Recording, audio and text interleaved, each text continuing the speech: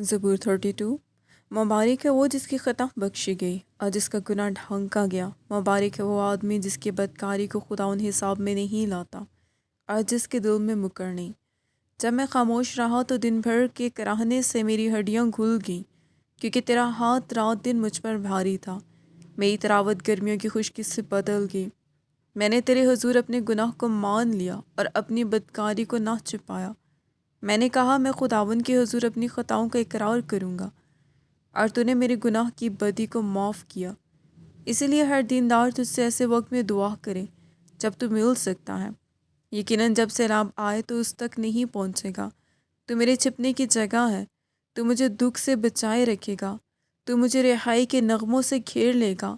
میں تجھے تعلیم دوں گا اور جس راہ پر تجھے چلنا ہوگا تجھے بتاؤں گا۔ میں تجھے صلاح دوں گا۔ میری نظر تجھ پر ہوگی۔ تم گھوڑے یا خچر کی مانند نہ بنو جن میں سمجھ نہیں، جن کو قابو میں رکھنے کا ساز دہانہ اور لگام ہے، ورنہ وہ تیرے پاس آنے کے بھی نہیں۔ شریر پر بہت سی مصیبتیں آئیں گی، پر جس کا توکل خداوند پر ہے رحمت اسے گھیرے رہے گی۔ اے سعد کو خداوند میں خوش و خرم رہو، اور اے راست دلو خوشی سے للکارو۔ آمین۔